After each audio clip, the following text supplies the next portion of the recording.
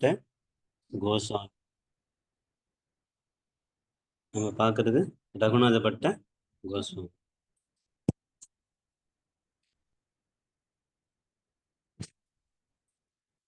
கோஸ்வாமி 6 கோஸ்வாமி. 6 கோஸ்வாமியுடைய பேர் என்னன்னு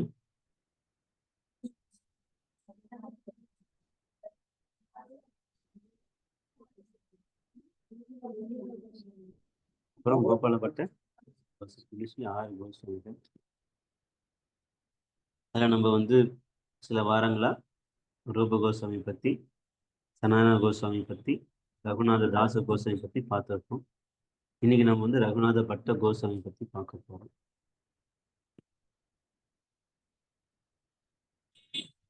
ரகுநாத பட்ட கோஸ்வாமி முதல்ல சைத்தன்ய மகாபிரபு சந்திக்கிற இடம் எங்க அப்படின்னா வாரணாசியில தான் முதல் முறையா சந்திக்கிறாங்க. எங்க? வாரணாசி. வாரணாசிங்கிறது இப்ப எந்த மாநிலம்? காசி. பக்கத்து ஊர்.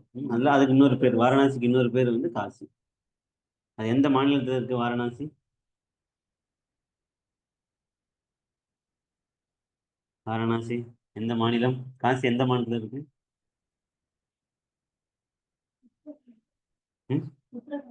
உத்தரகாண்டா இல்ல உத்தரப்பிரதேசம். ஆந்திர பிரதேசம்னா அந்த கீழே இருக்கிறது, மத்திய பிரதேசம் நடுப்பு இருக்கிறது, உத்தரப்பிரதேசம்னா மேல ஹையஸ்ட். அது அடுத்து கடைசி மதுரா உத்தரப்பிரதேசக்குள்ளதான். விருந்தாவனம் எல்லாமே உத்தரப்பிரதேசம். ஏதோ கொஞ்சம் தள்ளி அப்படி மேல கீழே அயோத்தியா, ஒவ்வொன்றும் ஒவ்வொரு தள்ளி தள்ளி. இப்ப சைத்தன்ய மகாபிரபு வாரணாசியில இருக்கும்போது ரகுநாத பட்ட கோஸ்வாமி முதல் முறையா சைத்தன்ய மகாபிரபு பார்க்கறாங்க. சைத்தன்ய மகாபிரபு அங்க எதுக்கு போனாரு?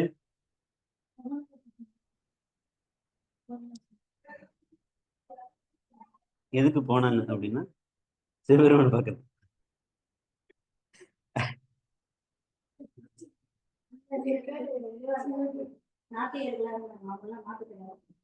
இந்த பாயிண்ட் கரெக்டான பாயிண்ட். நம்ம சொல்லிடுவோம், ஏன்னா அது கேட்கப்படலை, அதனால நம்ம ஃபர்ஸ்ட்ல இருந்து பேசுவோம். சைத்தன்ய மகாபிரபு விருந்தாவனத்துக்கு போறார்.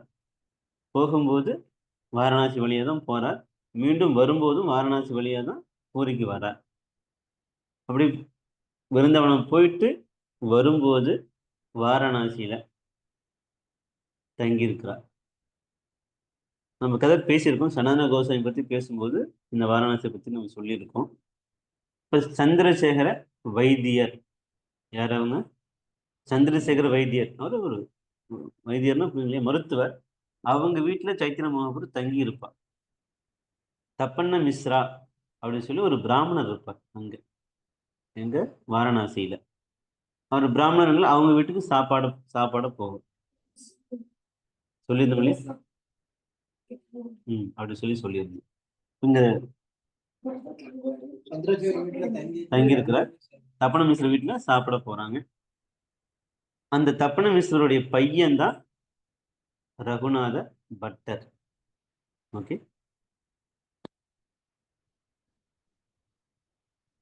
ரகுநாத பட்டருடைய வயசு அந்த சமயத்துல என்ன வயசுன்னா ஒரு 9 வயசு, சின்ன பையன். சைத்தன்ய வாரணாசிக்கு போன காரணம் ஒண்ணு, விருந்தாவனத்துக்காக போயிட்டு ரிட்டர்ன் வரார், அது ஒரு முக்கியமான காரணம். வாரணாசியில தங்கி இருந்தது எதுக்காக அப்படின்னா, ஒண்ணு சந்திரசேகரர், தப்பன மிஸ்ரர் போன்ற பக்தர்கள் பகவானை விட்டு பிரிந்து இருக்கிறாங்க, அவங்களுக்கு ஆறுதலா இருக்கணும் அப்படின்னு சொல்லி ஒரு காரியம். இன்னொன்னு, சனாதன கோஸ்வாமி அங்க உபதேசம் கேட்க போறார். அதுக்காக முன்னாடி இருக்கிறார். அப்புறம் ஜெயில இருந்து தப்பிச்சு வந்ததுக்கு அப்புறம் இங்க வாரணாசி 2 மாசம் உபதேசம் கேட்கல. அப்புறம் மாதாஜி சொன்னது போல அருவவாதிகள், மாயாவாதிகள், அதாவது சங்கராச்சாரியர் பின்பற்றக்கூடிய நபர்கள் காசி வாரணாசி ரொம்ப ஜாஸ்தி. அவங்களையும் பக்தர்களா மாத்தணும் அப்படிங்கிற கருத்துக்காகவும் சைத்தன்ய மகாபிரபு அங்க போறார். இதோட சேர்ந்து வாரணாசியில நிறைய இருக்கிறாங்க இருக்கு.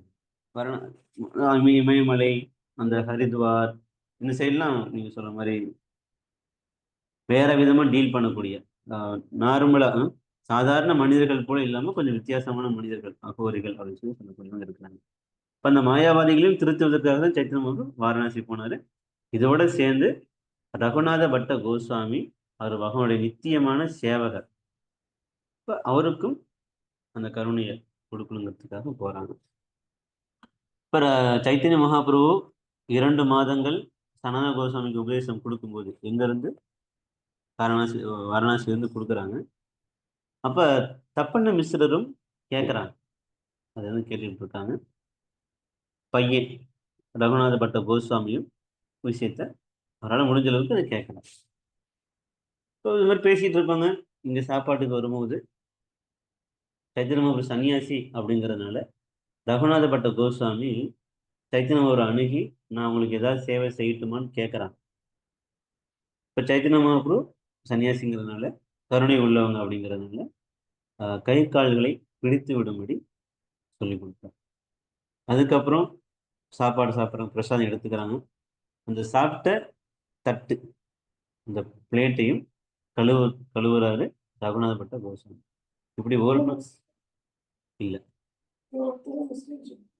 அது சனாதன கோஸ்வாமி தான் முஸ்லீம். அவரு தான் சந்திரசேகராச்சாரிய வீட்டுல வெளியே உட்காந்துருப்பாரு. போய் பார்க்க போகும்போது யாருமே இல்ல, ஒரு முஸ்லீம் துறவிதான் இருக்குன்னு சொல்லும்போது அவர் தான் உள்ள கூட்டிட்டு வர சொல்லி சொல்லுவாங்க. அது அந்த கதை. ஓகேங்களா? இப்ப 2 மாசமா இது மாதிரி தொடர்ந்து வீட்டுக்கு வரும்போதெல்லாம் ரகுநாத பட்ட கோஸ்வாமி சைத்தன்ய மகாபிரபுக்கு பாதங்களை பிடித்து விட்டு சேவை பண்ணுவார். சாப்பாடு பரிமாறுவாங்க. சாப்பிட்டதுக்கு அப்புறம் அந்த பாத்திரங்களையும் கழுவி வைப்பாங்க. சைத்தன்ய மகாபிரபு பிரசாதம் கொடுத்தா அந்த பிரசாதத்தையும் ஏற்றுக்குவார். இன்னும் 2 மாதங்களா அது நடந்துகிட்டே இருக்கு. அதுக்கப்புறம் சனன கோஸ்வாமிக்கு சிக்ஷை முடிஞ்சதுக்கு அப்புறம் அந்த மாயாவாதி சன்னியாசிகளையும் திருத்துவதற்காக சைத்தன்ய மகாபிரபு அவங்களுடைய இடத்துக்கே போறார். சன்னியாசிகள்லாம் ஒரு இடத்துல ஒன்று சேர்ந்து வேதாந்தம் படிப்பாங்க, வேதாந்தங்கள் படிப்பாங்க. அந்த இடத்துக்கு சைத்தன்ய மகாபிரபு போகிறார். அந்த மாயாவாதிகளுடைய தலைவர் பேர் என்னன்னா பிரகாசனந்த சரஸ்வதி. என்ன பேரு? சரஸ்வதி. இப்ப சைத்தன்ய மகாபிரபு சன்னியாசி, சங்கர பரம்பரையில தீட்சை வாங்கியிருந்தார் ஒரு விதத்துல.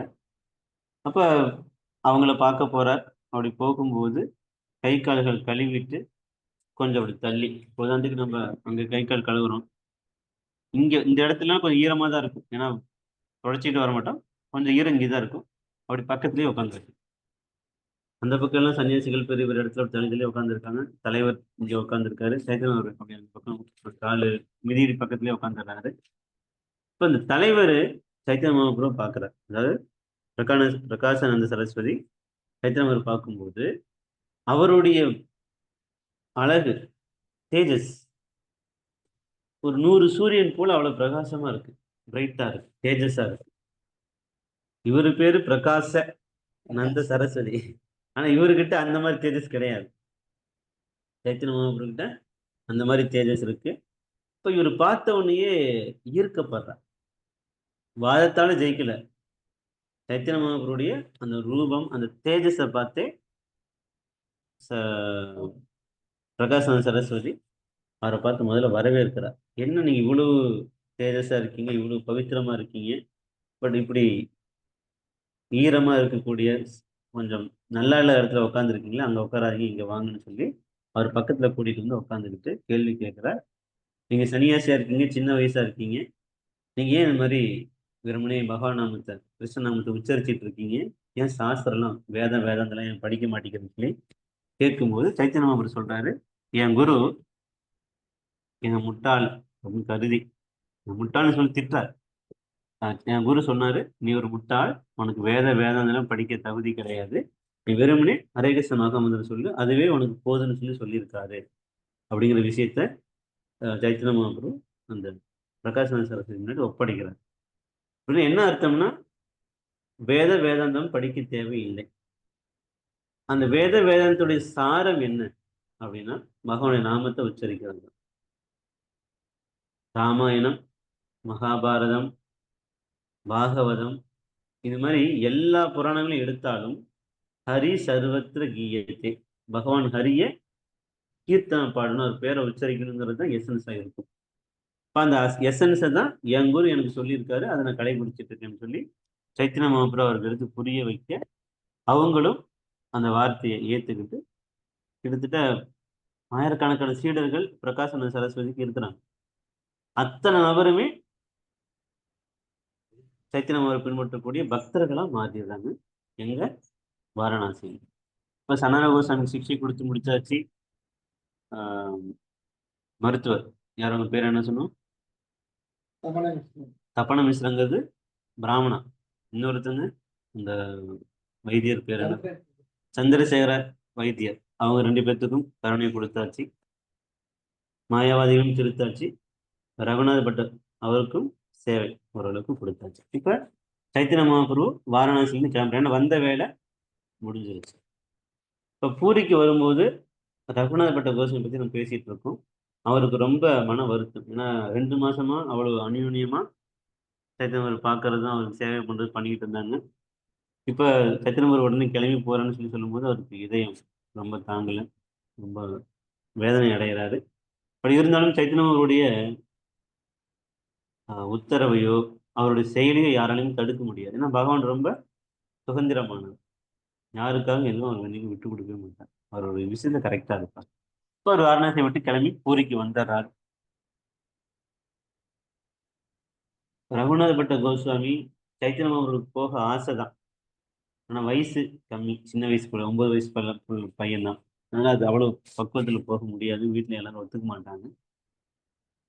ஆனா அந்த நாளுக்காக எப்ப போய் சைத்தன்ய மகாபிரபு பார்ப்போம் அப்படின்னு சொல்லி தான் பழகின அந்த நாட்களை நினைச்சுக்கிட்டு தன்னுடைய வாழ்க்கைய ஓட்டிக்கிட்டு இருக்கார், கடந்து போயிட்டு இருக்கார். அதுபோல நாமளும் இதுல ஒரு பாடமா நம்ம என்ன கத்துக்கணும் அப்படின்னா, எப்படி நம்ம பகவானை வைகுண்ட லோகத்துல போய் பார்ப்போம் அப்படிங்கிற அந்த ஏக்கத்திலேயே நம்ம பகவானுடைய நாமத்தை உச்சரிக்கணும். பகவத்கீதை பாகவதங்கள் படிச்சுக்கிட்டே இருக்கணும்னு சொல்லி சொல்லப்படுது. புரியுது? நம்ம விருந்தவன லீலையில எடுத்துக்கிட்டோம் அப்படின்னா, கிருஷ்ணர் காட்டுக்கு பசுக்களை மேய்க்க போவார்.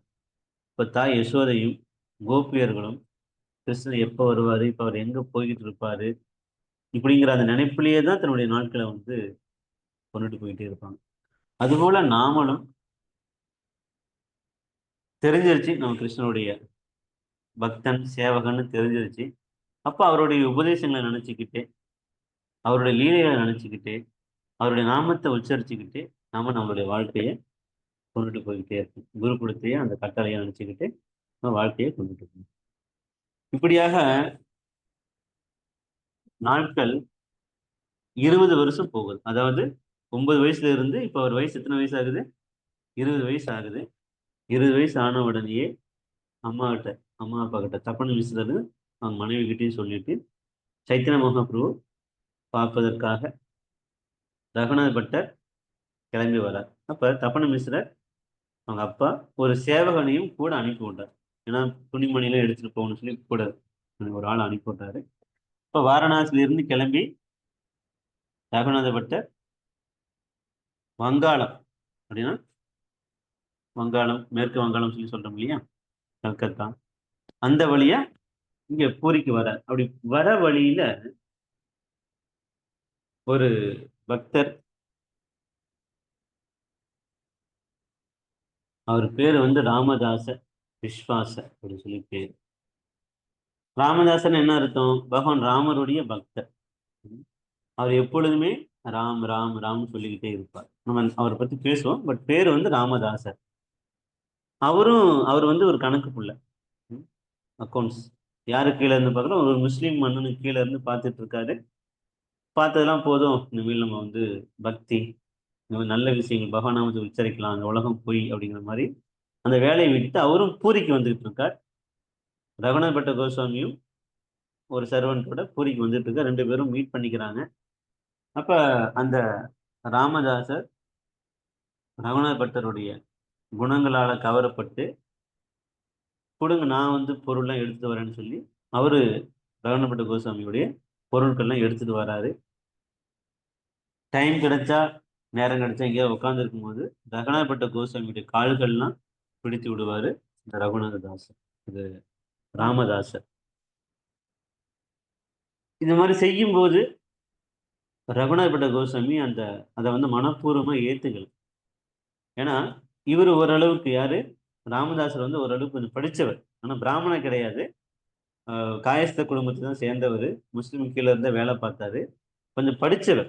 அதனாலதான் இந்த மாதிரி உலகத்தை இது போய் இது உண்மை கிடையாது அப்படிங்கிற சில அறிவு இருக்கு. ஸோ இவர் வந்து பிராமண குடும்பத்தை சேர்ந்தவர் ரகுநாதப்பட்ட கோஸ்வாமி. இவர் படிச்சவர். படிச்சவர் நம்மளுக்கு சேவை பண்ணலாமான்னு சொல்லி ஒரு மனசுல ஒரு நெருடலாவே இருக்கு. சொல்லவும் சொல்றார், இது மாதிரி நீங்க உயர்ந்தவர், என்னை போல தாழ்ந்தவங்களுக்கு நீங்க சேவை பண்ண வேண்டாம் அப்படிங்கிற கருத்தை ரகுநாதப்பட்ட கோஸ்வாமி அவர்கிட்ட சொல்ல, அவரு சொல்றாரு, நீங்க பிராமணா, நான் தாழ்ந்த ஜாதியை சேர்ந்தவன், நான் உங்களுக்கு சேவை செய்யறது இயல்பு தானே, என்னை தயவு செய்து சேவை செய்ய விடுங்கன்னு சொல்லி அவர் சொல்றார். ரெண்டு பேருமே தன்னை உயர்ந்தவங்களாம் கருதிக்கல. புரியுங்க.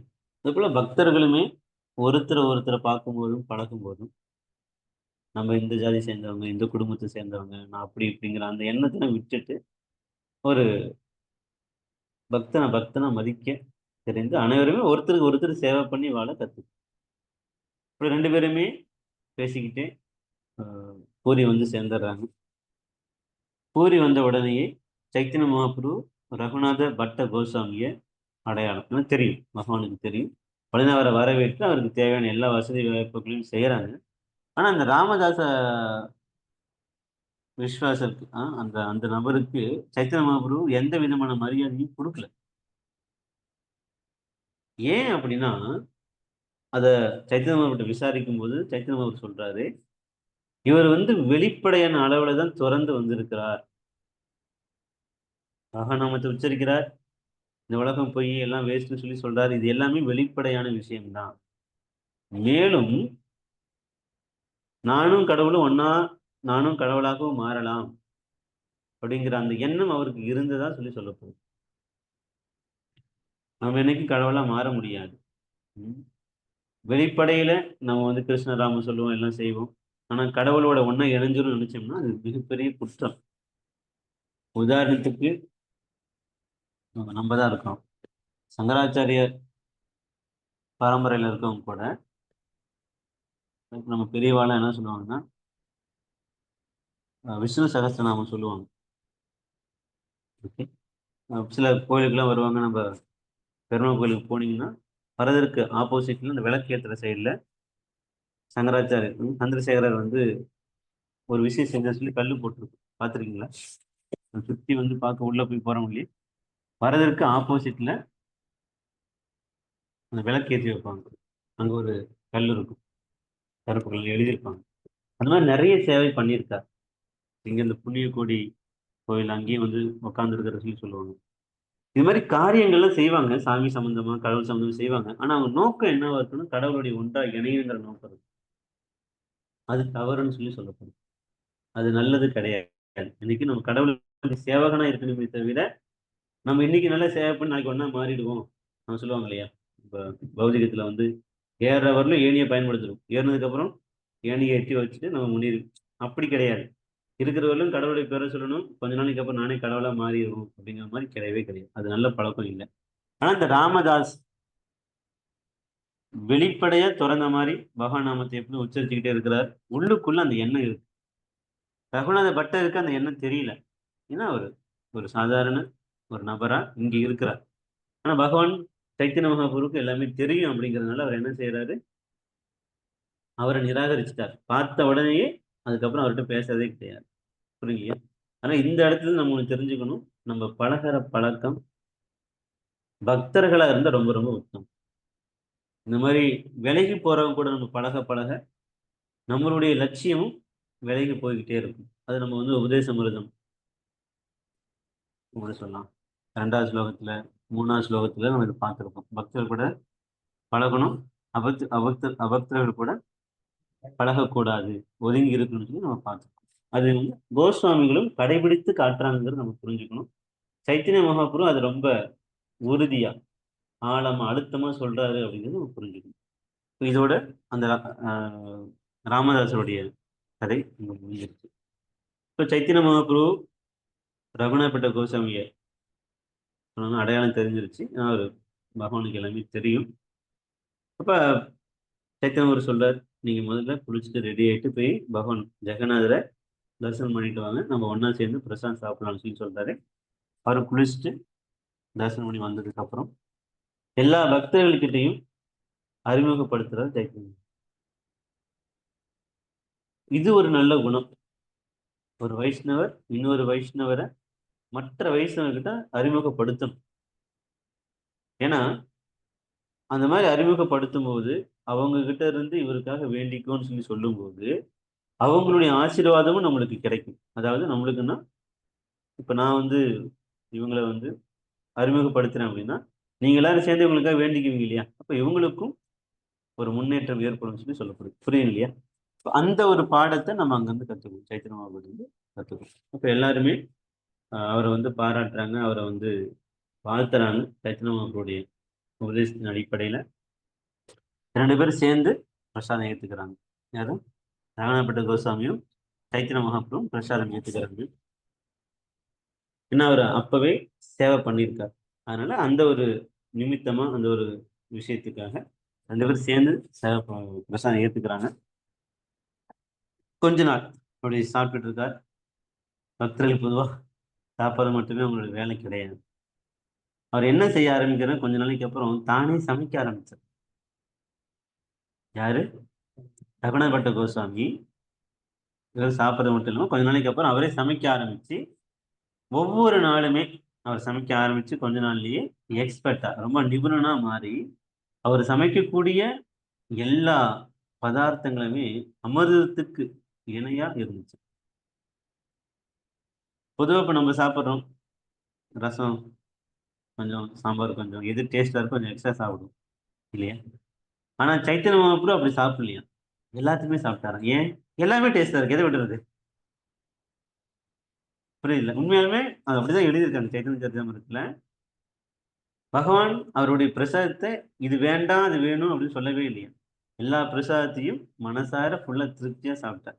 அதுல ஏதாவது மிச்சம் இருந்தா அதை கடைசியா ரகுநாதபட்ட கோஸ்வாமி எடுத்துக்குவார். இப்படியாக அந்த பழக்கம் சைத்தன்ய சேவை செய்யறது 1 நாள் 2 நாள் இல்லை, கிட்டத்தட்ட 8 மாசங்கள் செய்யும். இந்த பிரசாதத்தை பத்தி பேசும்போது அவங்க ஒரு வரி குறிப்பிட்டு சொல்றாங்க, சைத்தன்ய மகாபிரபுவுக்கு சேவை பண்றார், அவருக்கு பிரசாதம் பரிமாறி அந்த மிச்சத்தை ஏத்துக்கிறார். இது ஒரு பக்தனை மிக உயர்ந்த நிலைக்கு கொண்டுட்டு போகும்னு சொல்லி சொல்லப்படும். யாரா இருந்தாலும் சரி, ஒரு பக்தனுக்கு பிரசாதம் கொடுக்குறாங்க, அவருடைய பிரசாதத்தை கொடுத்தாங்கன்னா, அவங்களுடைய பர்மிஷனோட பிரசாதம் கொடுத்தாங்கன்னா அதை ஏத்துக்கிறான்னு வச்சுங்களேன், அவங்க வாழ்க்கை ரொம்ப சீக்கிரமா முன்னேறும் சொல்லி சொல்லப்படுது. உதாரணத்துக்கு நம்ம திருக்கட்சி நம்பியுடைய பிரசாதத்தை சாப்பிடணும்னு சொல்லி ராமானுஜாச்சாரியர் ஆசைப்பட்டார். ஏன்னா அவருக்கு அந்த சமயத்துல குடும்பஸ்தரா இருக்கும்போது தீட்சை இன்னும் ஆகலை. அதாவது சங்கு சக்கரம் முத்திரஸ்தானம் வாங்கல. திருக்கட்சி நம்பி நம்மள சேவை சிஷியனா ஏத்துக்குறான்னு சொல்லி பார்த்தாரு, ஏத்துக்கல. ஏன்னா இவர் பிராமணர் ராமானுஜாச்சாரியர், அவர் வைசிய குடும்பத்தை சேர்ந்தவர், 3ஆம் வருடத்தை சேர்ந்தவர். அப்ப இது ஒத்து போகாது, அதனால அப்படின்ட்டு அவர் ஒதுங்கி இருந்தாரு திருக்கட்சி நம்பி. சரி, தீட்சை தான் கொடுக்கல, உங்க கருணையாவது எச்சில் பிரசாதமாவது கிடைக்கும்னு சொல்லி ஒரு நாள் வீட்டுக்கு சாப்பிட கூப்பிடுறாரு. அவரும் வரேன்றார். அன்னைக்கு சமைச்சு ரெடியா இருக்காங்க அவங்க மனைவி தஞ்சமாமாள். வர லேட் ஆகிட்டு இருக்கு, இவர் கூப்பிட போலான்னு இவர் ஒரு தெரு வழியா போக, திருக்கச்சம்பி வேற ஒரு தெரு வழியா வீட்டுக்கு வர. எங்க ராமானுஜாச்சாரியன் கேட்கும்போது, ராமானுஜர் இல்லை உங்களை தேடி தானே போனார் அப்படின்னு சொல்லி சொல்றாங்க. சரி, கொஞ்சம் சாப்பாடு போறீங்களா, நான் சீக்கிரமா இன்னொரு சர்வீஸுக்கு போறேன்ட்டு சாப்பாடு போட சொல்லி சீக்கிரம் சாப்பிட்றாங்க. தஞ்சமாம்பாலும் பரிமாறுறாங்க. சாப்பிட்டாரு. சாப்பிட்டதுக்கு அப்புறம் அவர் கிளம்பி போறார். அந்த இலையை சாப்பிட்ட இலைய குச்சால அப்படி தட்டி கீழே தள்ளி விட்டு அந்த இடத்த தண்ணி ஊற்றி தெளிச்சு வீட்டு மொழிகிட்டு இந்த அம்மாவும் தண்ணி ஊற்றி குளிச்சுட்டு ராமானுஜருக்காக புதுசா சாப்பாடு செஞ்சுட்டு இருக்கேன். இவர் இப்படி போயிட்டு ஆள் இல்லைன்னு சொல்லி திருப்பி இந்த பக்கம் வந்து பார்த்தா சாப்பிட்டாங்கன்னு கிளம்பிட்டார். எங்கம்மா வந்தாரா திருக்கச்சி நம்பி? வந்தாங்களே, சாப்பிட்டாங்க. சாப்பிட்டதுக்கப்புறம் நான் இலையெல்லாம் தூக்கி போட்டு போய் இடம் சுத்தம் பண்ணி வச்சுட்டு உங்களுக்கு வேறு சமைச்சிட்டு இருக்குன்னு சொல்லி சொல்றாரு. அவருக்கு ராமானுஜாச்சிற்கு வேதனை, கஷ்டம். ஏன்னா குருவா தான் ஏத்துக்கல. அவருடைய எச்சில் பிரசாதமாக கிடைக்கும்னு சொல்லி பார்த்தேன். ஆனா அதுக்கும் அவங்க மனைவி வந்து ஒத்துக்கல. ஒத்துக்கலைன்னா அவங்களுக்கு இந்த இந்த விஷயம் தெரியல. இந்த மாதிரி சாப்பிடணும், இது வந்து உத்தமமானதுன்னு சொல்லி தெரியல. அவங்க வந்து பிராமணா, நான் வந்து பிராமணனா சொல்லுவாங்க இல்லையா, சமுதாயத்துல பெரியவங்க. சூத்திரனை விட, வைசியரை விட, சத்திரியை விட பிராமணர் பெரியவங்க. இப்ப நானா பிராமணர், அவர் கீழ் ஜாதியை சேர்ந்தவர். அவருக்கு சாப்பாடு நம்ம சாப்பிடலாமா, அவர் இலையை தொடலாமா அப்படின்னு பிச்சாலை தள்ளி விட்டு குளிச்சுட்டு வேற சமைச்சிட்டு இருக்காங்க. இதை கண்டு ராமானுஜாச்சாரியருக்கு ரொம்ப வேதனை. ஒரு விதத்துல ஒரு பிளவுன்னே சொல்லலாம். ரெண்டு பேர்த்துக்கு இடையில ஒரு ஒரு பிளவு ஏற்பட்டதுன்னே சொல்லலாம் நிகழ்ச்சியின் அடிப்படையில். இப்போ பிரசாதம் ரொம்ப ரொம்ப முக்கியம். பக்தருடைய பிரசாதம் சாப்பிட்றதுல கிடைச்சா அது நம்ம ஏத்துக்கணும். குரு மகாராஜ் போல பெரியவங்களுடைய பிரசாதம் கிடைச்சா கண்டிப்பா ஏத்துக்கணும். அது ராமானுஜாச்சாரிய வாழ்க்கையில இருந்து அந்த ஏக்கத்தை பார்த்தோம். சைத்தன்ய சரிதாமிரத்திலையும் ஒரு கதை சொல்லப்படுது. கிருஷ்ணதாசர், மன்னிக்கணும், காளிதாசர் சொல்லி ஒரு பக்தர் இருந்தார். பேர் என்ன? காளிதாசர். அவரு வந்து பிராமணன் இல்லை, நார்மல் சமூகத்தை சேர்ந்தவர் தான். அவர் வைஷ்ணவர், பகவானுடைய பக்தர். அவரு சில வீட்டுக்கு போவார், சில பேர் மற்ற பிரசாதம் கொடுப்பாங்க. அதாவது அவங்களுடைய எச்சி பிரசாதம் கொடுப்பாங்க, அதை சாப்பிட்டுக்குவாரு. இன்னொரு பக்தர் வந்து அவரும் தாழ்ந்த விஷயத்தை சேர்ந்ததுனால அவர் அந்த பிரசாதம் கொடுக்கவே இல்லை. இவருக்கு பிரசாதம் கேட்கும்போது அந்த எச்சிலி பிரசாதம் தரவே இல்லை. அவர் ஒரு நாள் என்ன பிளான் பண்றாரு அப்படின்னா, கொட்டைய மாங்காய், பழுத்த மாங்காயை கொண்டு போய் அவருக்கு கொடுக்குறாரு. இப்ப மாங்காய் சாப்பிட்டோம், என்னென்ன சாப்பிடுவோம், என்னென்ன தூக்கி போடுவோம்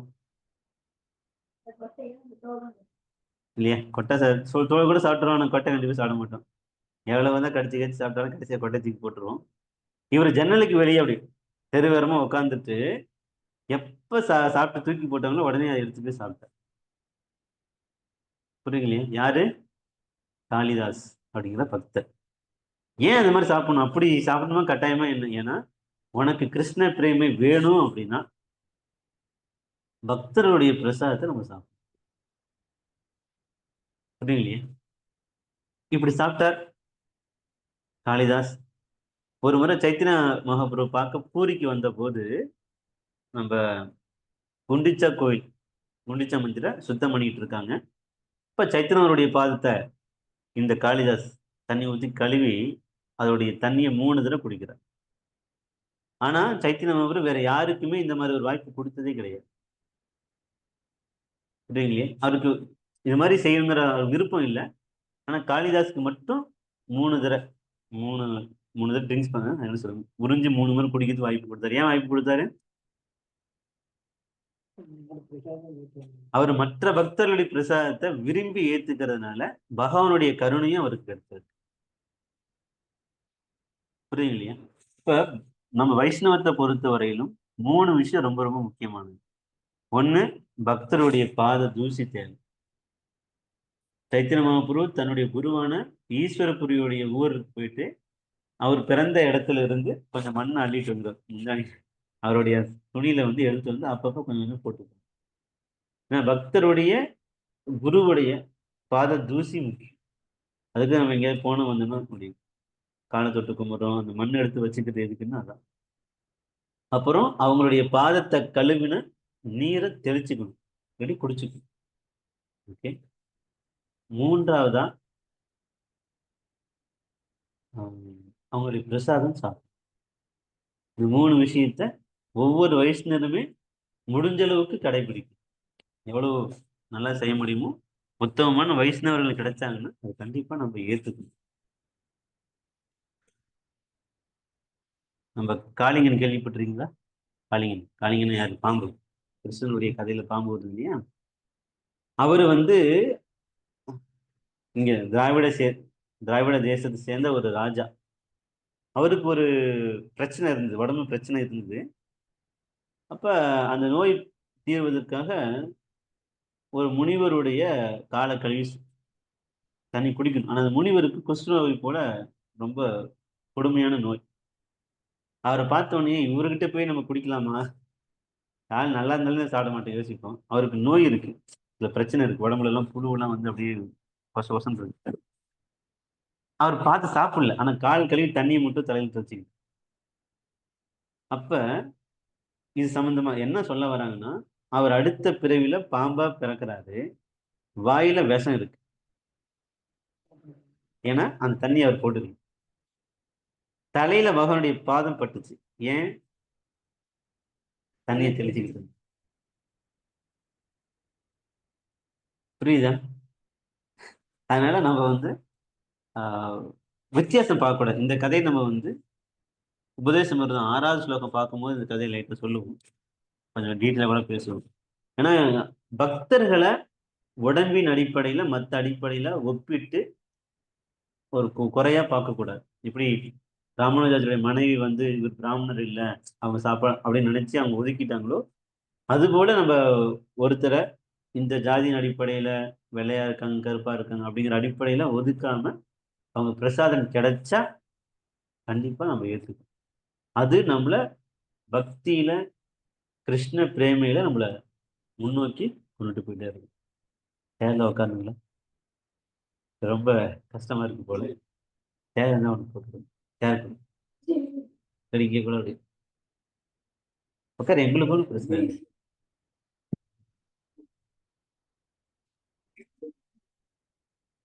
ஓகேங்களா? அந்த அளவுக்கு அவர் 8 மாசம் சத்தியமூர்த்தி சேவை செய்து அவருடைய கருணையும் பெற்றிருந்தாரு. சைத்தன்ய மகாபுரம் 8 மாசம் கழிச்சதுக்கு அப்புறம் நீங்க ஊருக்கு போங்க. எங்க போன ஊருக்கு, என்ன ஊர் அவங்க ஊரு? ரவணப்பட்ட கோசாமி ஊர் என்ன ஊரு? வாரணாசி. இந்த ஊருக்கு போக சொல்லி சொல்றார். தாங்க முடியாது, ஏன்னா 2 மாசம் இருந்ததுக்கே தாங்க முடியல, 8 மாசம் இருந்து கிளம்புறாரு, உண்மையுமே ரொம்ப முடியல. ஆனா சைத்தன்ய ஒரு கட்டளை, பகவான் நம்ம ஃபர்ஸ்டே சொன்னோம், சுதந்திரமானவர், அவர் கட்டளை என்னைக்கும் மீற முடியாது. இப்போ ஊருக்கு கிளம்புறாரு ரகுணாபட்ட கோஸ்வாமி. கிளம்புறதுக்கு முன்னாடி சில உபதேசங்களை சொல்லி அனுப்புறாரு சைத்தன்ய மகாபிரபு. முதல் உபதேசம்,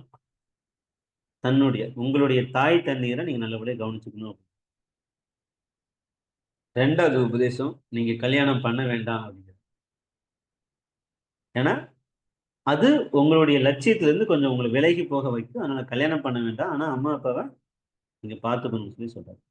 3வது கட்டளை, நீங்க தினமும் ஒரு வைஷ்ணவர்கிட்ட இருந்து பாகவதத்தை படிக்கணும், கேட்கணும்னு சொல்லி சொல்றாரு. ஓகே, என்னென்ன கட்டளை கவனிக்கணும்? முதல்ல 2வது, திருமணம் பண்ண வேண்டாம். ஏன் பண்ணக்கூடாது? அது நம்ம லட்சியத்துக்கு, கிருஷ்ண பக்திங்கிற லட்சியத்துக்கு தடையா இருக்கும், அதனால வேண்டாம். 3வது விஷயம், கேட்கணும். ஏன் தனியா படிக்க கூடாதா? படிச்சா புரியாது. ஒரு உத்தமமான நபர்கிட்ட இருந்து கேட்டாதான் அதோடைய நுணுக்கங்கள்லாம் தெரியும். இந்த 3 விஷயத்த சொல்றாரு. நம்ம இப்ப எத்தனை கோஸ்வாமியோட கதையை பார்த்துருக்கோம்? 4வது கோஸ்வாமியும் பார்த்து. ஃபர்ஸ்ட் கோஸ்வாமி யாரு? 2வது, 3வது. இவங்க 3 பேர்த்துக்கிட்டையும் உங்க அம்மா அப்பா பார்த்து சொல்லி சொல்லலை. கரெக்டா? ஏன் ரகுநாதபட்ட கோஸ்வாமிகிட்ட மட்டும் உங்க அம்மா அப்பா பார்த்துன்னு சொல்லி ஏன் சொன்னேன்? கேள்வி புரியுதா? என்ன காரணம்?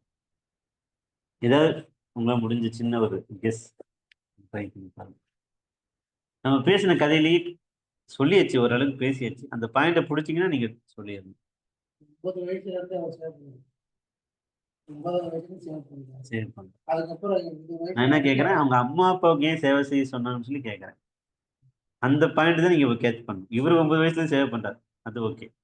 நம்ம கேட்கறது அவங்க அம்மா அப்பாவை பத்தி கேட்கணும். வயசானதா இருக்கும். இப்ப ரகுநாதபட்ட கோஸ்வாமிக்கு வயசானவங்க இல்லையா?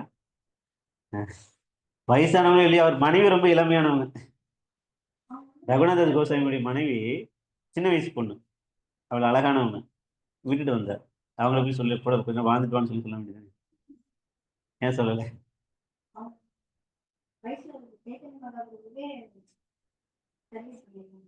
சைத்தன்ய மகாபிரபுக்கு யாரு? ரகுநாதபட்ட கோஸ்வாமியுடைய அப்பா. அவங்க அப்பா பேர் என்ன? தப்பண்ண மிஸ்ரா. அம்மா சொன்ன மாதிரி அவங்க வைஷ்ணவர்கள். அதனால அந்த வைஷ்ணவருக்கு சேவை பண்ண சொல்லி அவர் அனுப்பி விட்டார். புரியுது இல்லையா? நம்மள சில பேர் கேட்கலாம், ஏன் வந்து வீட்டை விட்டு வந்துடுறீங்க, அம்மா அப்பெல்லாம் பார்த்துக்கலான்னு சொல்லி. அவங்களும் வைஷ்ணவர்களா இருந்தால் பகவானே பார்த்துக்க சொல்லி கட்டளை இடுவாரு. நான் பார்த்துக்க மாட்டேன், உங்க கூட இருக்கிறேன்னு சொல்லி சொன்னாலும் சைத்தன்ய மகாபிரபு அதை விட மாட்டார். தவறு யாருக்கிட்ட இருக்கு? மகன்கிட்ட இருக்கு. சொல்ல பாயிண்ட் புரியுதுங்களா?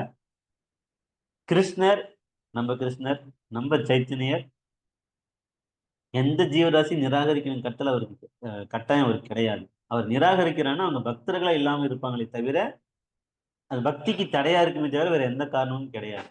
இப்ப நாம வந்து பக்தரா இருந்தா நம்மள பராமரிக்க மகனையோ மகளையோ மற்ற நபர்களையோ பகவான் அனுப்பி வைப்பார் அப்படின்னு நமக்கு புரியுதா தாய்? அவங்க அப்பாவை பத்தி யாரு? ரூப கோஸ்வாமி சனாதன கோஸ்வாமியுடைய அம்மா அப்பா வைஷ்ணவர். ஓகே. ஆனா அவங்களுக்கு ஆள் இருந்தாங்க பாத்துக்கிறதுக்கு.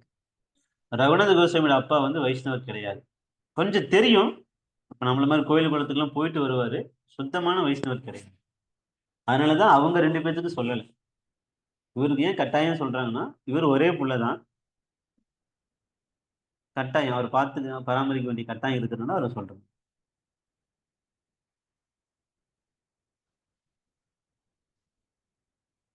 ஓகேவா? சிரிக்கிறீங்க. இல்ல உண்மை. அந்த நம்ம தான் புரிஞ்சுக்கணும். நம்ம கிட்டதான் குறையுது. நம்ம சரியா இருந்தா தெய்வம் நம்மளை என்னைக்கும் கைவிடாது.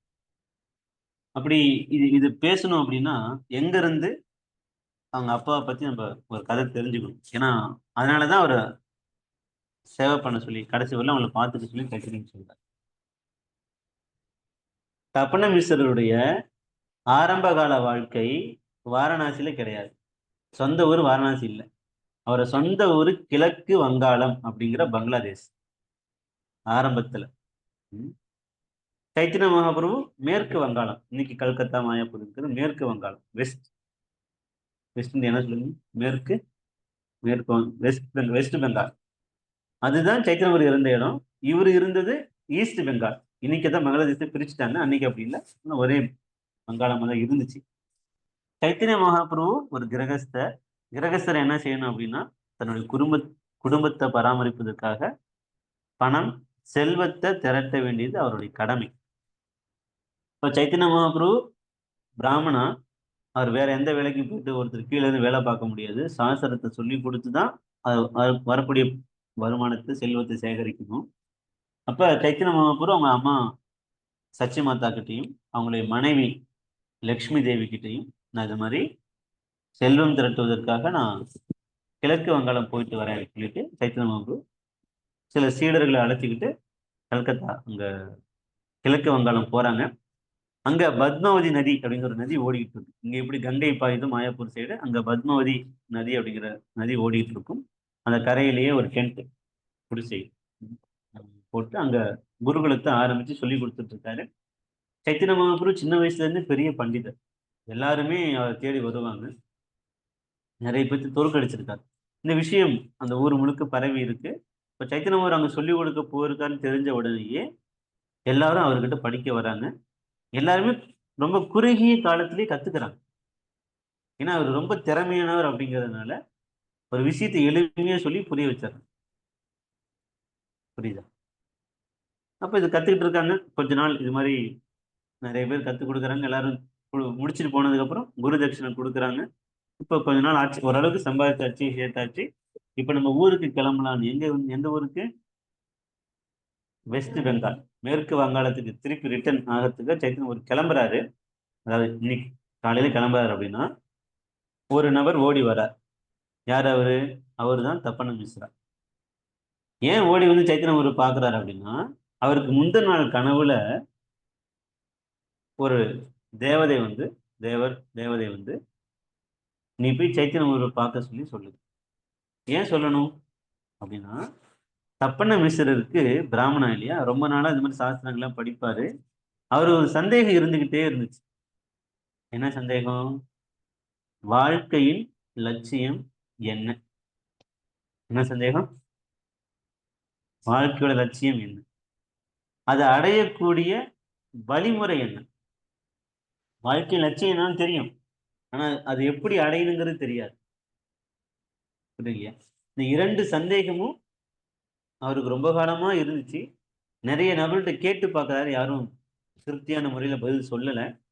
இப்ப அன்னைக்கு நைட்டு கனவுல வந்த அந்த தேவர் சைத்தன்ய மகாபிரபு, ஸ்வயம் கிருஷ்ணர், நரநாராயணர், பத்ரிநாதன் தான் இங்க சைத்தன்ய மகாபிரபு அவதரிச்சிருக்காரு. நீ போய் அவர்கிட்ட கேளு, அவருக்கு பதில் தெரியும்னு சொல்லி அனுப்பி விடுறார்.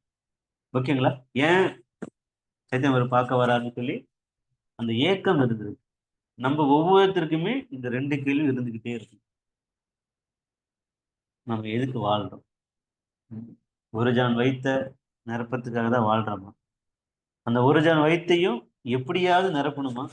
அடிச்சோ புடிச்சோ கொள்ளடிச்சோ தப்பு செஞ்சோ வாழணுமா? வேறு இந்த மாதிரி விஷயம் நம்ம மனசுல எப்பொழுதும் ஓடிக்கிட்டே இருக்கு. அப்பதான் நம்ம நல்ல வழியில வந்து நிக்க முடியும். இப்ப அவர் அந்த அந்த ம், ரொம்ப நாளாவே என்னுடைய லட்சியம் என்ன, அதை அடையக்கூடிய வழி என்னன்னு சொல்லி ஒரு யோசனையிலே இருந்தாரு. இப்ப அந்த கனவுல வந்து சைத்தன்ய அவர் பார்க்க சொல்லி சொல்றாரு. வந்து சைத்தன்ய மகாபிரபுட்டையும் இந்த கேள்வி கேட்கிறார், இந்த மாதிரி சொல்லுங்கன்னு சொல்லி.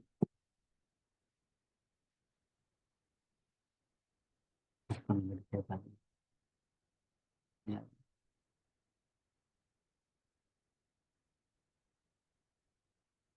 கேக்குதா? கேக்குது இல்லையா? ம். இப்ப சைத்தன்ய கேட்டோடனே சைத்தன்ய என்ன சொல்றாரு? வாழ்வின் லட்சியத்தை பத்தி, அதை அடையக்கூடிய வழிமுறையை பத்தி நான் உனக்கு பின்னாடி சொல்றேன். இப்ப நீ முதல்ல தெரிஞ்சுக்க வேண்டியது என்னன்னா, இந்த கலியுகத்துல தர்மம் வந்து பகவான் நாமத்தை உச்சரிக்கிறது. அதை நீ முதல்ல செய். அதை நீ கடைபிடிச்சுக்கிட்டே வந்தீன்னா உனக்கு இது ரெண்டும் புரிய வருங்கிற. வாழ்க்கையோட லட்சியம் என்ன அப்படிங்கிறதும், அந்த லட்சியத்தை எப்படி அடையணும் அப்படிங்கிறதும் நீ ஹரே கிருஷ்ண மகாமந்திரத்தை உச்சரிக்க உச்சரிக்க உனக்கு புரிய வரும்னு சொல்லி சொல்ற. புரியலையா? இதுல இருந்து நம்ம ஒரு பாடம் என்ன கத்துக்கணும் அப்படின்னா, இன்னைக்கு நமக்கு தெரியல, ஏதோ பிறந்தோம் வாழ்ந்து எங்கேயோ ஓடிட்டு இருக்கோம், எங்கேயோ வந்துட்டு இருக்கோம். நம்ம ஹரே கிருஷ்ண மகாமந்திரத்தை உச்சரிக்க உச்சரிக்க நம்மளுடைய வாழ்க்கையுடைய லட்சியங்கள் புலப்படும். நம்மளுக்கு வந்து ஒரு கிளியர்னஸ், தெளிவு கிடைக்க வரும். ஆனா நாம நினைப்போம், கிருஷ்ணராமன் சொல்றதுக்கு பதிலா இங்க ஏதாவது வேலை தேடி போலாம். நீங்க வேலையை தேடிக்கிட்டே இருக்க வேண்டியதுதான். அவர் மாதிரி யாரு மாதிரி தப்பன வயசுல மாதிரி பல வருடங்களா அந்த குழப்பத்திலே சுத்திக்கிட்டே இருக்க வேண்டியது. தீர்வு கிடைக்கவே கிடைக்காது. ஏன்? பகவானுடைய நாமத்தை உச்சரிக்கிறது கலியுக தர்மமான ஹரே கிருஷ்ணா ஹரே கிருஷ்ணா கிருஷ்ண கிருஷ்ண ஹரே ஹரே ஹரே ராமா ஹரே ராமா ராம ராம ஹரே ஹரே அப்படிங்கிற அந்த மந்திரத்தை உச்சரிச்சாதான் நம்மளுடைய லட்சியம் என்ன, அந்த லட்சியத்தை அடைவதற்கான வழி என்ன அப்படிங்கிறது தெரியும். இப்போ முதல்ல இதை உச்சரிக்க சொல்லி சொல்ற. நான் உங்க கூடயே வரேன்னு சொல்லி சொல்லும்போது நீ ஏன் கூட வர வேண்டாம், நீ கிளம்பி வாரணாசி போன்னு சொல்லி சொல்ற. புரியுதா? நான் உங்க கூட வந்தேன்னு சொல்லும்போது ஏன் கூட வர வேண்டாம், நீ கிளம்பி வாரணாசி போன்னு சொல்லி சொல்றாரு. அப்படி சைத்தன்ய மகாபுருடைய வார்த்தையை கேட்டு அவர்கிட்ட இருந்து ஹரிநாம தீட்சை ஹரிகிருஷ்ண மந்திரத்தை பெற்றுக்கிட்டார் இல்லையா? ஹரிநாம தீட்சை வாங்கினதுக்கு அப்புறம் தப்பன மிஸ்டர் தன்னுடைய குடும்பத்தோட வாரணாசி வராரு. சில காலங்கள் கழிச்சு, கிட்டத்தட்ட ஒரு 10 வருஷம் கழிச்சுதான் சைத்தன்ய மகாபுரு விருந்தாவன யாத்திரை போகும்போது அங்க போய் மீட் பண்றாரு. அப்படி தன்னுடைய வார்த்தையை கேட்டு தன்னுடைய வார்த்தையை கடைபிடிக்கணும்னு வந்த அந்த பக்தருக்கு சேவை செய் அப்படின்னு சொல்லி ரகுநாத பட்ட கோஸ்வாமிக்கு சொல்லி நம்ம அடிக்கடி சொல்லுவோம். நம்ம எல்லாரும், அதாவது பெரியவங்க எல்லாருமே நம்ம அப்பாவான கிருஷ்ணருக்கு சேவை செஞ்சோம் அப்படின்னா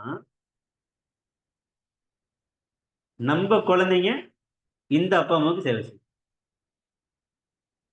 சொல்றது புரியுங்களே? நாம நம்மளுடைய அப்பாவான கிருஷ்ணருக்கு சேவை செஞ்சோம் அப்படின்னா நம்ம குழந்தைங்க நம்மளுக்கு சேவை செய்வோம். எப்ப நீங்க கிருஷ்ணரை ஒதுக்கிறீங்களோ அப்ப உங்க குழந்தையும் உங்களை ஒதுக்குவாங்க. நடக்குதால இந்த உலகத்துல நிறைய பேர் பாக்குறோமா இல்லையா? சில பேர் சொல்லுவோம், ஆஹ் அனாதை இல்லம் கொடுக்கலாம், கற்றுக் கொடுக்கலாம், செய்யறோம் எல்லாம் முதியோர்கள் எல்லாம். இது நாளுக்கு நாள் அதிகரிக்கிறதுல குறையறது கிடையாது. ஏன்?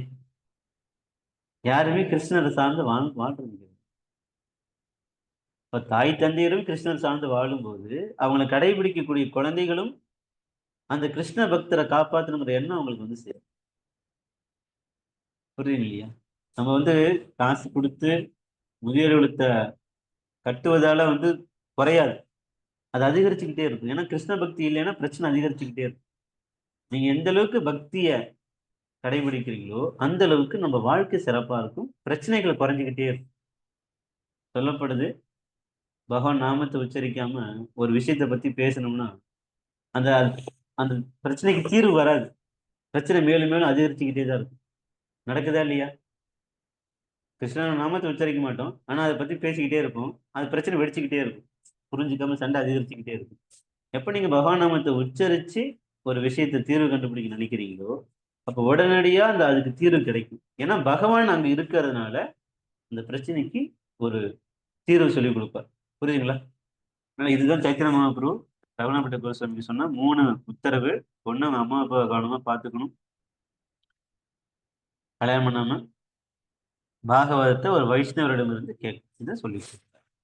இப்படியாக ஒரு 4 வருடங்கள் சைத்தன்ய மகாபிரபு மன்னிக்கணும், ரகுநாதபட்ட கோஸ்வாமி அவங்க அம்மா அப்பாவுக்கு சேவை செய்யறார். 4 வருடம் கழிச்சு அவங்க இறந்து போயிடுறாங்க. அவங்க மீண்டும் கோலோக விருந்தாவனம் போயிடுறாங்க.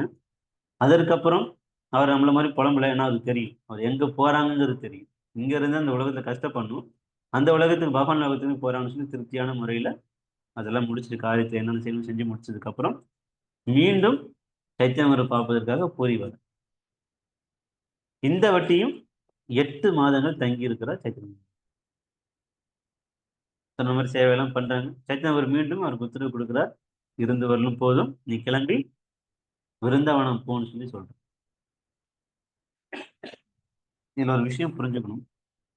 முதல் தடவை போகும்போது அந்த வேதனையோட போகும்போது சைத்தன்ய மகாபிரபு தன்னுடைய கழுத்துல இருந்து இந்த கண்டி மாலையை அவருக்கு போட்டு விட்டு அனுப்பி விட்டார். இதோட போன்னு சொல்லி அனுப்பி விட்டார்.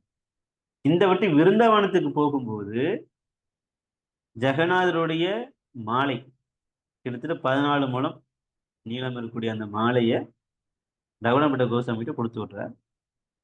அப்புறம் வெத்தலை, நான் சொல்லுவேன் இந்த மிக்சிங் கலக்காத இந்த கடவரங்களே கடவாங்க இல்லையா, சில சுண்ணாம்பு அதெல்லாம் எக்ஸ்ட்ரா சேர்த்து விடுறாங்கல்ல, வெத்திலை.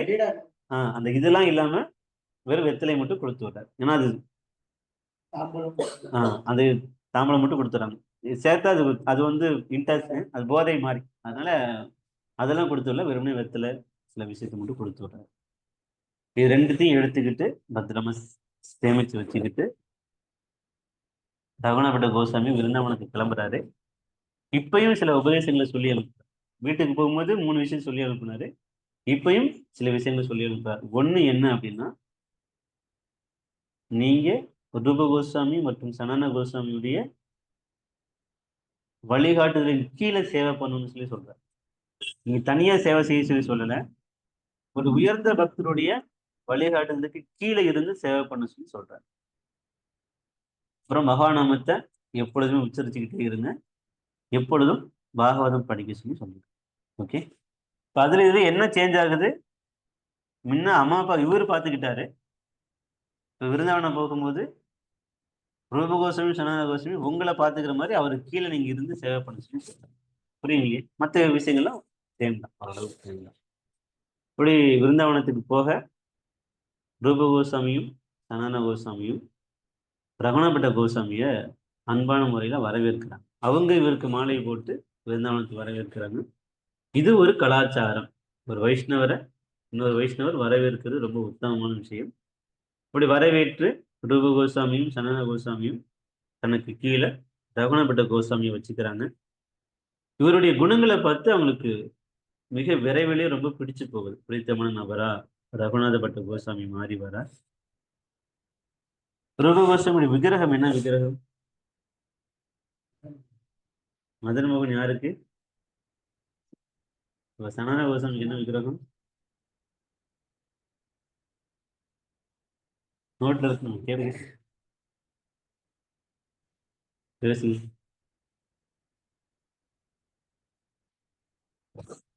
சொல்லுங்க. மொத்தம் எத்தனை 3 விக்கிரகம் இருக்கு என்னன்னு? ஓகே. வேற என்ன 2 விக்கிரகம் பேரை சொல்லுங்க, கண்டுபிடிச்சிருக்கோம். ராதா கோவிந்த். ஓகே, அப்புறம் அதான் சொல்லியாச்சு, திரும்பி எத்தனை முறை சொல்லி? இல்ல, 3 விக்கிரகம் சம்பந்த அபிதய பிரயோஜனப்படி 3 விக்கிரகம் இருக்கு. அந்த 3 விக்கிரகம்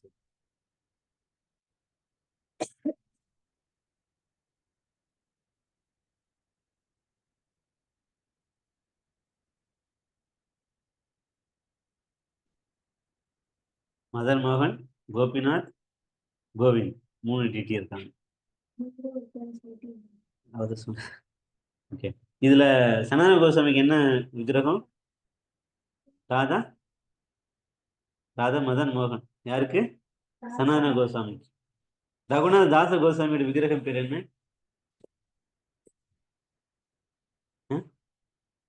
கரெக்டா சொல்லுங்க. கோபிநாத். பிரயோஜன ஆச்சார் இல்லையா? பிரயோஜனம் கோபிநாத். கோபியில் கூட ஹாப்பியா இருக்கக்கூடியவர் கோபிநாத். அவர் தான் பிரயோஜனம். கோவிந்து தான் ரூப கோஸ்வாமியோட விக்கிரகம். இப்ப யாரு கீழே இருந்து சேவை பண்ணிட்டு இருக்காரு? ரூப கோஸ்வாமி கீழே இருந்து சேவை பண்ணிட்டு இருக்காரு. அப்ப அவருடைய விக்கிரகமான இந்த கோவிந்தருக்கும் சேவை செய்ய ஆரம்பிக்கிறாரு ரகுநாத் பட்ட கோஸ்வாமி. ஓகே. 1 வருஷம் 2 வருஷம் இல்ல, கிட்டத்தட்ட 40 வருடங்கள் ராதா கோவிந்தருக்கு சேவை பண்ண. எப்படி பண்றார் அப்படின்னா, அந்த விக்கிரகத்துக்கு தோடு, கொலுசு, புல்லாங்குழல், இந்த புல்லாங்குழலுக்கு இந்த டிசைன் பண்றது, இப்படி ஒவ்வொரு விஷயத்தையுமே பார்த்து பார்த்து பார்த்து கிட்டத்தட்ட 40 வருடங்கள் சேவை.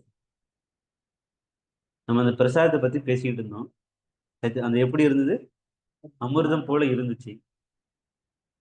ஏன் நம்மளுடைய பிரசாதம் மட்டும் அமிர்தமா இருக்க மாட்டேங்குது?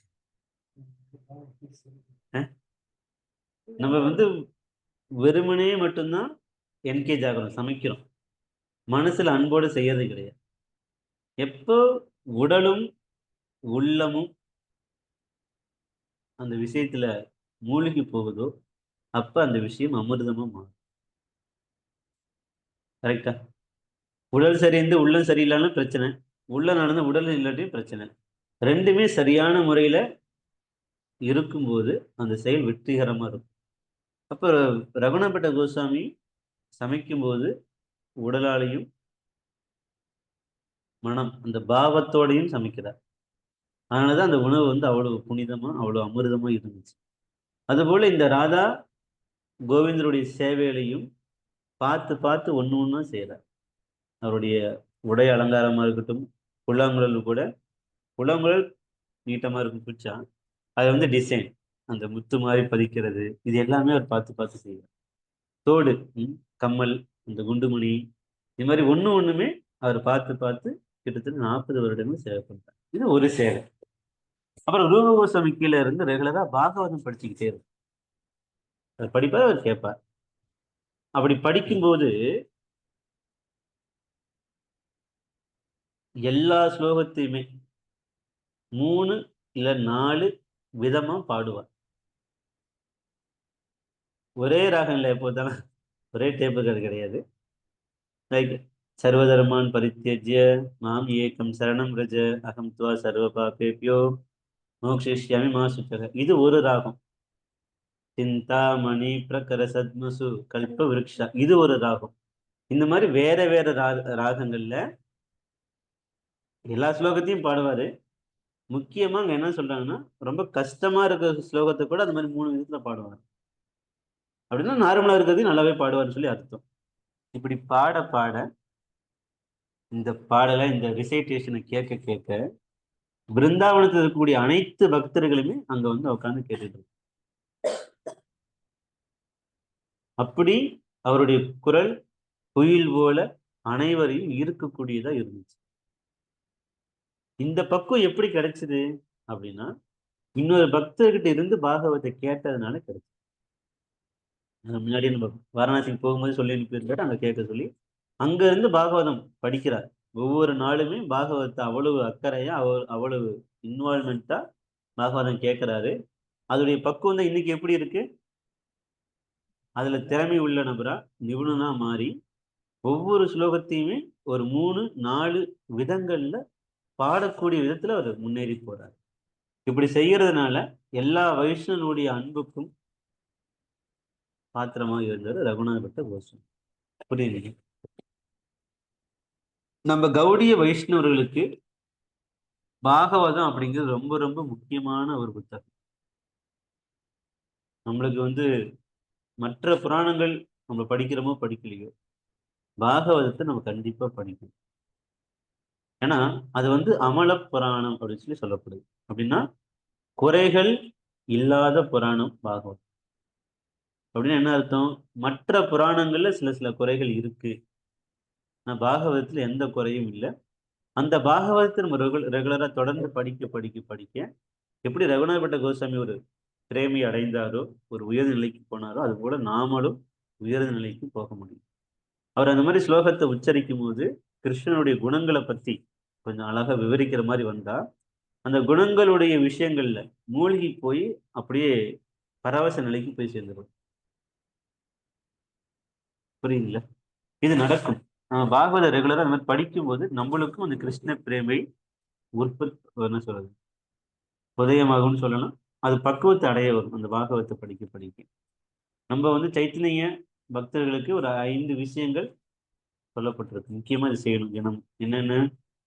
மகா நாமத்தை உச்சரிக்கணும், மகானுடைய பக்தர்களுடைய சங்கத்தை எடுத்துக்கணும், பாகவதம் படிக்கணும், விக்கிரக வழிபாட்டுல ஈடுபடணும், தாமுல வசிக்கணும். இதுல 3 நம்ம ரெகுலரா செய்யறோம், கண்டிப்பா செய்யறோம். ஹரிநாமத்தை உச்சரிக்கிறோம், பாகவதத்தை படிக்கிறோம், பக்தருடைய சங்கத்தை மோஸ்ட்லி எடுத்துக்கிறோம். சில சமயம் விக்கிரக வழிபாடு இருக்குமோ இல்லைன்னு தெரியாது, போட்டோ இருக்கும், விக்கிரக வழிபாடு கம்மி. ஆனால் பக்தருடைய சங்கம் செல்போன் மூலியமாவோ லெக்சர் மூலியமோ ஏதோ ஒரு விஷயத்த 3 எடுத்துட்டு இருக்கோம். இந்த விஷயங்களை செய்ய செய்ய நம்ம கிருஷ்ண பிரேமியில முன்னேறிக்கிட்டே இருப்போம்னு சொல்லப்படும். இதெல்லாம் புரியுதுங்க எப்படி சேவை பண்ணார் விக்கிரகத்து, அவ்வளவு இன்வால்மெண்டா சேவை பண்ணாரு. அவர் பாகவதம் படிக்கும்போது எப்படி படிக்கிறார்? அவர் அந்த பாகவதம் படிக்கும்போது கிருஷ்ண பிரேமியிலேயே மூழ்கி போயிடுவாரு. ஒரு ஸ்லோகத்தை கிட்டத்தட்ட 3-4 விதங்கள்ல பாடுறார்.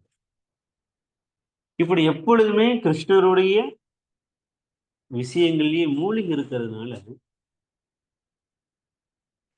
ரகுணபட்ட கோஸ்வாமி எந்த பௌதிக விஷயத்தையும் பேச மாட்டாரு, கேட்க. புரியுதா என்ன சொல்றேன்னு? நம்ம ஏன் எல்லா ஊரு கதையும் பேசிட்டு இருக்கோம்? பக்தி பண்ணல, பகவானை பத்தி படிக்கிறது இல்லை, கேட்கறது இல்லை. அதனால மற்ற கதைகளை பேசணும்.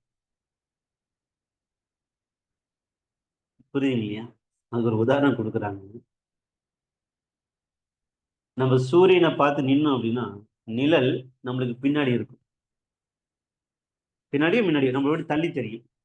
நீ சூரியன் கிட்ட பார்க்காட்டி நிழல் நம்ம கிட்டே தான் இருக்கும். கரெக்டா? இங்க உட்காந்துருக்க நிழல் இங்கே தெரியுதா? பாக்குறா தெரியுதுன்னு சொல்லி சூரியனை வச்சு பார்க்கும்போது நிழல் தெரியும், விலகி இருக்கும். பட் இருட்டுல இருக்கும்போது தெரியாது. அதுபோல நம்ம இருட்டுல இருக்கும்போது நம்ம நல்லது எது கெட்டதுன்னு பிரிச்சு பார்க்க தெரியாது. எப்ப நம்ம கிருஷ்ணர் அப்படிங்கிற சூரியனை ஏத்துக்கிட்டோமோ அப்ப அந்த நிழல் அப்படிங்கிற அந்த பௌதிகத்தை நம்ம ஒதுக்கி வச்சிருக்கோம். அது நம்ம விட்டு தூரத்திலேயே இருக்குன்னு சொல்லுவோம். ஓகே, புரிஞ்சுக்க முடியுங்க? அதெல்லாம் என்னைக்கும் பகவானுடைய விஷயத்த நம்ம கேட்கணும். அதை என்னைக்குமே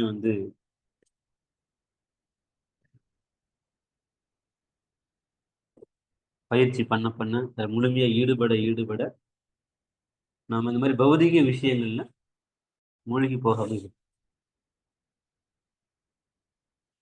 பௌதிகமா எதையும் பேச மாட்டாரு, பௌதிகமா யாராவது சொல்ல வந்தாலும் அதை அவர் ஏத்துக்க மாட்டாரு.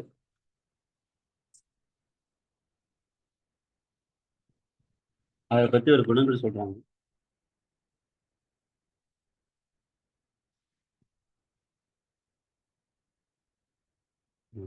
இந்த ஸ்லோகத்துல பிற்காலத்தில் ரகுநாத பட்டர் தமது சீடர்களின் இந்த ஒரு பாயிண்ட் மறந்துட்டோம். இப்படி வந்து அவர் சேவை பண்ணிட்டு இருக்கிற விக்கிரகத்துக்கு தன்னுடைய சீடர்கள், சில பணக்கார சீடர்கள் இருப்பாங்க, அவங்கள கொண்டு அந்த ராதா கோவிந்தருக்கு 7 மாடி கோயில் கட்டினார். எத்தனை மாடி? 7 மாடி. 7 ஸ்டேர் கேஸ் அப்படின்னு சொல்லுவீங்களா? 7 ஃப்ளோர். 7 ஃப்ளோர்ல அன்னைக்கே 500 வருஷத்துக்கு முன்னாடியே ராதா கோவிந்தருக்கு சேவை கட்டினார். ஏன்னா அந்த அளவுக்கு அந்த பகவானை நேசிச்சதுனால அதுக்கு தனிப்பட்ட முறையிலும் சேவை செய்தார். அந்த பகவானை மேலும் புகழப்படுத்தணும், அவரை பெருமைப்படுத்தணும்னு சொல்லி 7 மாடியில கோயிலையும் கட்டினார். விருந்தாவனத்துல இன்னைக்கும் சரி, நம்மளும் இந்தியா முழுக்க பார்க்கலாம், பெரிய பெரிய கோயில்களில் வந்து தீபம் ஏற்றுவாங்க. திருவண்ணாமலை தீபம், சபரிமலை தீபம், அந்த மாதிரி இந்த கோயிலுடைய கோபுரத்துல இருந்து தீபம் ஏற்றுவாங்க ஒரு சைடுல இருந்து. அது தாஜ்மஹால் ஆக்ரா வரலும் அந்த வெளிச்சம் தெரியும். அவ்வளவு உயர்ந்த கோபுரம், அந்த கோபுரத்துல இருந்து விளக்கு எரியும் போது ஒரு விஷயம் தெரியும் போது அது ஆக்ரா வரலும் தெரியும். அப்ப அவுரங்கசீப் இந்த மாதிரி ஒரு விஷயத்த பார்த்துட்டு, அதனால நம்மளை விட ஒரு கோயில் வந்து பெருமையா இருக்கா, ஒரு பிரகாசமா இருக்கா அப்படின்ட்டு படையெடுத்து போய் அந்த கோயிலுடைய 4 கோபுரத்தை இடிச்சுட்டாங்க அவுரங்கசீப். இன்னைக்கு வெறும் 3 கோபுரம் தான் இருக்கு. இன்னைக்கு போனா நம்ம விருந்தாவனத்துல அந்த கோபுரத்தை பார்க்க முடியும். அந்த மாதிரி சேவையில மற்ற நபர்களையும் ஈடுபடுத்தக்கூடிய திறமை ரகுநாதபட்ட கோஸ்வாமிக்கு இருந்துச்சு. ஓகேங்களா? இப்படியே அவர் வந்து புல்லாங்குழல், மகர குண்டலங்கள் உட்பட பல்வேறு ஆபரணங்களை கோவிந்தருக்காக தயாரித்து வழங்கினார். அவரே செஞ்சு கொடுத்துட்டு இருந்தார். அடுத்தது பாருங்க, கிராமிய வார்த்தா ந சுனோ ந கஹே ஜுவாய கிருஷ்ண கதா பூஜாதிதே அஷ்ட பிரஹர ஆய. அப்படின்னா, ரகுநாத பட்டர் பௌதிக விஷயங்களை பற்றி பேச மாட்டார், கேட்கவும் மாட்டார். கிருஷ்ணரை பற்றிய விவாதங்கள், கிருஷ்ணருக்கான பூஜை முதலியவற்றில் 24 மணி நேரத்தையும் கழித்தார் அப்படின்னு சொல்லி சொல்லப்படுது. இந்த ஒரு ஸ்லோகம் ரொம்ப முக்கியமா படிக்க போறது. வைஷ்ணவேர நித்திய கர்ம நாகி படேக்கானே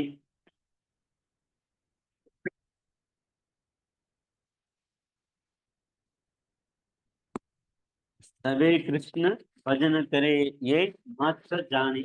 அப்படின்னா, அவர் வைஷ்ணவர்களின் நிந்தனைகளையும் தவறுகளையும் பற்றிய பேச்சுக்களையும் கேட்க மாட்டார். ஒரு பௌதிக விஷயத்தை கேட்க மாட்டார், பேச மாட்டார். இது ஒரு பக்கம். ஒரு வைஷ்ணவர் பத்தி இன்னொரு வைஷ்ணவர் பேச வரான்னு வச்சுங்களேன், அந்த அந்த நபர் பேச விட மாட்டார். அவர்கிட்ட ஒரு வைஷ்ணவர் குறையை பத்தி கேட்க மாட்டார். இன்னொரு வரி பாருங்க, அந்த ஒருத்தரை பத்தி குறை சொல்ல போறோம்ல, சில பேர் இல்லாதவே குறை சொல்லுவாங்க. அவர் அப்படி அப்படி இல்லாத போதே குறை சொல்லி பேசுவாங்க. சில சமயம் குறை இருக்கும்,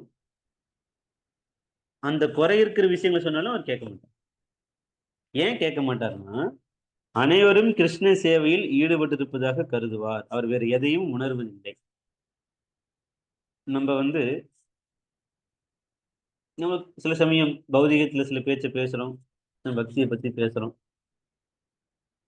பகவதியில பகவான் சொல்றார், மனுஷியானம் சகசிரேசு கஷ்டித் எது சித்தி எதத்தாம் அபிசித்தானம் கஷ்டின் மாம் வேத்தி தத்வத. அப்படின்னா, யார ஒருத்தர் கிருஷ்ணரை தெரிஞ்சுக்கிறாங்களோ அவங்க ரொம்ப ரொம்ப உத்தமர்கள் சொல்லப்படும். இப்ப சில பேர் வைஷ்ணவர்கள், சில குறையும் அவங்க கிட்ட இருக்கு, ஆனா அதே சமயத்துல பக்தியும் பண்றாங்க. இந்த பக்தி பண்றது வந்து ரொம்ப ரொம்ப உத்தமம். இந்த மாதிரி பாக்கியம் வேற யாருக்குமே கிடைக்காது. இப்ப இந்த காஞ்சிபுரத்துல எத்தனையோ மக்களை பாக்குறோம், எத்தனை பேர் கிருஷ்ணருக்கு ஒழுங்கா பக்தி பண்றாங்க? புரியலையா?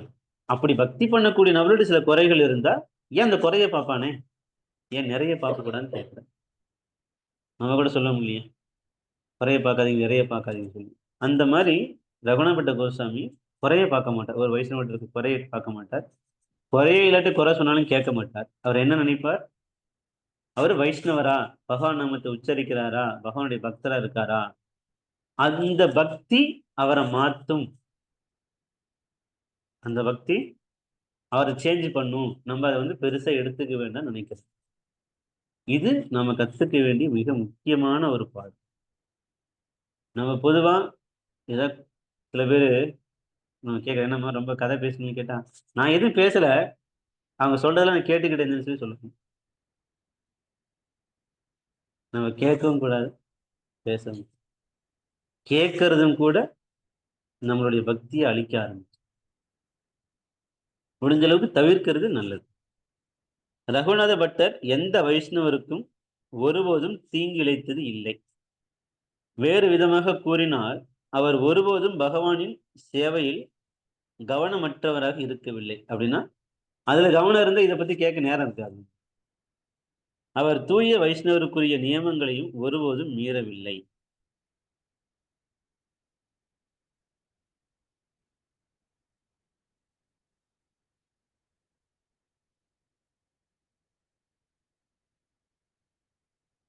வைஷ்ணவ ஆச்சாரியர்களின் கடமை, ஒரு பக்தருடைய கடமை, தமது சீடர்களையும் தம்மை பின்பற்றுபவர்களையும் வைஷ்ணவ நடத்தியின் கொள்கைகளை மீறாமல் தடுப்பதாகும். ஒரு ஒரு குருவுடைய கடமை என்னன்னா, ஒரு சீடன் இந்த மாதிரி பக்தர்களை நிந்திக்கிறது, மற்ற விஷயங்களை செய்யாம தடுப்பது ஒரு குருவுடைய கடமை. அவர் எப்போதும் ஒழுக்க நெறிகளை உறுதியுடன் கடைபிடிக்கும்படி தமது சீடர்களுக்கு அறிவுறுத்த வேண்டும். அஃது அவர்களை வீழ்ச்சியிலிருந்து பாதுகாக்கும். ஒரு வைஷ்ணவ பிரச்சாரகர் சில நேரங்களில் மற்றவர்களை நிந்திக்கலாம் அப்படின்னு சில சமயம் சொல்லப்பட்டிருந்தாலும் கூட ரகுநாத பட்டர் அதனை தவிர்த்தார். ஒரு வைஷ்ணவரிடம் உண்மையிலேயே குற்றங்கள் இருந்தால் கூட ரகுநாத பட்டர் அவரை கண்டிக்க மாட்டார். குற்றம் இருந்தாலும் கூட அவரை கண்டிக்க மாட்டார். ஒவ்வொருவரும் கிருஷ்ண சேவையில் ஈடுபட்டிருப்பதை மட்டுமே அவர் கண்டார். இது மகாபாக நிலையாகும். நாமளும் உயர்ந்து ஒரு நல்ல பக்தரா போகணும் அப்படின்னா ரகுநாதபட்ட கோஸ்வாமி போல அந்த குற்றங்களை பெருசா பார்க்காம குணத்தை பெருசா பார்க்கணும். குணம் நாடி குற்றம் நாடி அவற்றுள் மிகை நாடி மிக்க கொளல் அப்படின்னு சொல்லி திருவள்ளுவர் சொல்றார். குணத்தையும் குற்றத்தையும் பாரு, குணத்தை பெருசா பேசி அவனை நீங்க முன்னேற்றி கொண்டு வா சொல்லி சொல்றாங்க.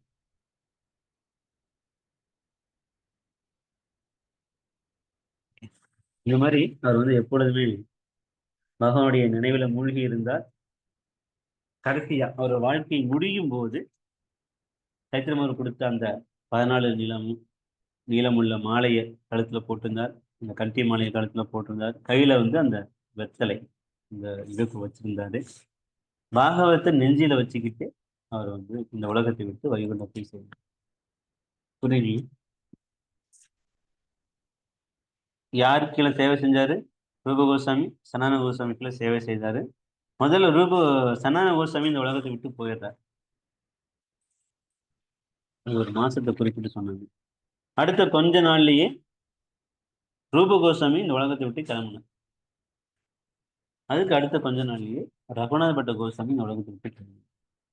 இது என்ன சொல்ல வருதுன்னா, பக்தருடைய பிரிவு அவங்கள தாக்குதுன்னு சொல்லி சொல்றாங்க. ஒரு இடத்துல ராமானந்த ராயர் கிட்ட சைத்தன்யம் அவர் கேட்கிறார், இந்த உலகத்திலேயே ரொம்ப துக்ககரமான செயல் இதுன்னு சொல்லி. எது ரொம்ப துக்ககரமானது அப்படின்னா, பக்தர்களிட்ட பிரிந்திருப்பது தான் உங்களோட துக்ககரமான செயல். ஆனா அந்த பிரிவுல ரகுநாதபட்ட கோஸ்வாமியும் தன்னுடைய நினைவுகளை கொண்டுட்டு போய் இறுதி அவரும் இந்த உலகத்தை விட்டு கிளம்பினார். 3 பேரும் ஒரே வருஷம் தான் இறக்குறாங்க. ஜூலை, ஆகஸ்ட், செப்டம்பர் சனாதன கோஸ்வாமி, ரூப Goswami. November, December, I think September, October, November. இந்த அக்டோபர் ஒரு மாசம் விட்டு ரகுநாதபட்ட கோஸ்வாமி இறந்து. ஆனா ஒரே வருஷம் தான். இன்னும் 3 பேர் ஒரே நாள்ல இறந்து போறாங்க. ஆனா வருஷம் வேற வேற. ரகுநாத தாச கோஸ்வாமி, கிருஷ்ணதாச